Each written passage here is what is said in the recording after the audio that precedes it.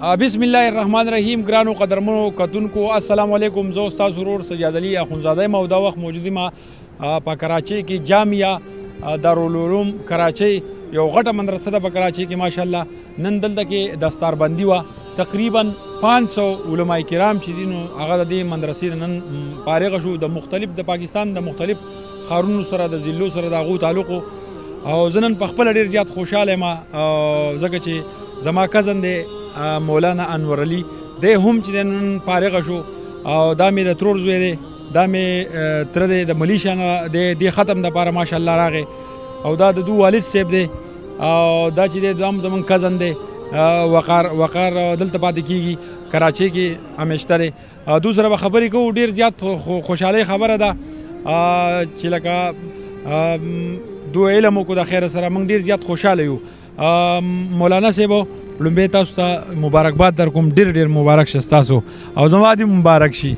خیر مبارک. زه ستاسو ډېره شکریه ادا کوم چې تاسو ډېر د لرې نه راغلی او زما حوصله افزایي مو وکړه. زه خپل اول د ټولو نه اول د الله تبارک وتعالی شکرګزار یم چې په دې د فتنې په دور کې ما الله پاک توفیق راکړو او د ما خاندان هم زه ډېر شکرګزار یم چې هغو ماله ډېر زیات حوصله افزایي راکړه. د ما سره ډېر زیات مدد هم وکړو.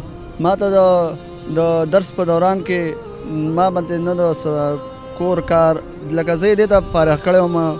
زه د هغو هم شکرګزار یم او خاص طور خپل د خوږ تره د عزیزالحق صاحب هم ډېر زیات شکرګزار یم چې هغه د ملیشا نه ډېر اوږد سفر یې وکړو او زموږ حوصله افزایي له راغی.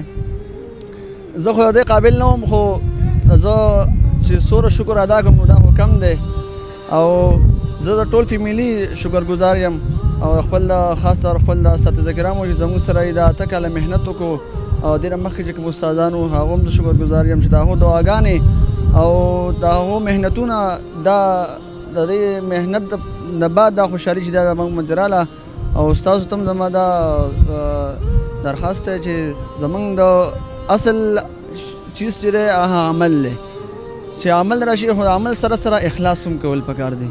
عمل هم تش ضروري نه دی چې عمل کې اخلاص دی نو تش هسې تکاوټ دی خو چې عمل او هغې سره اخلاص او د هغې نه بعد چې د الله نه دعا چې هغه قبول هم کړي نو دا ټول چې راشي نو زموږ په زندګي کې به انشاءالله تعالی چې خوشحالیان راځي او که دې کې څه کمی نو لکه ډېر زیات الله په رحم هر څه خو د الله په رحم باندې کېږي خو هغه انسان خپل کوشش کوي.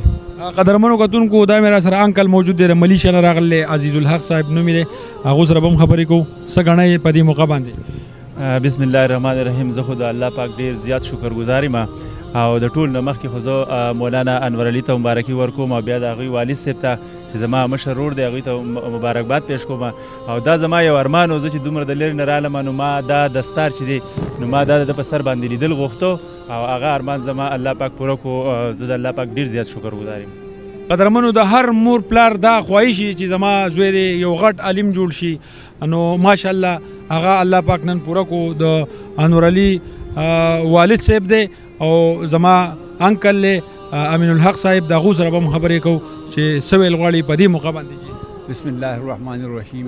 او د الله پاک لاک لاک پیرې شکر دی او دا ډېره ښکلې ورځ ده نن چې الله پاک موږ نصیب کړه او د ټولو دې مبارک شي، د ټولو دې مبارک شي او په شرط چې تاسو د هغه بنیر نه روان شوي او دلته کراچۍ ته لکه راغلی نو ډېره مهرباني. الله قدر وکړه د ټولو مسلمانانو چې الله پاک قدر وکړي او الله پاک ته خوشحاله لري.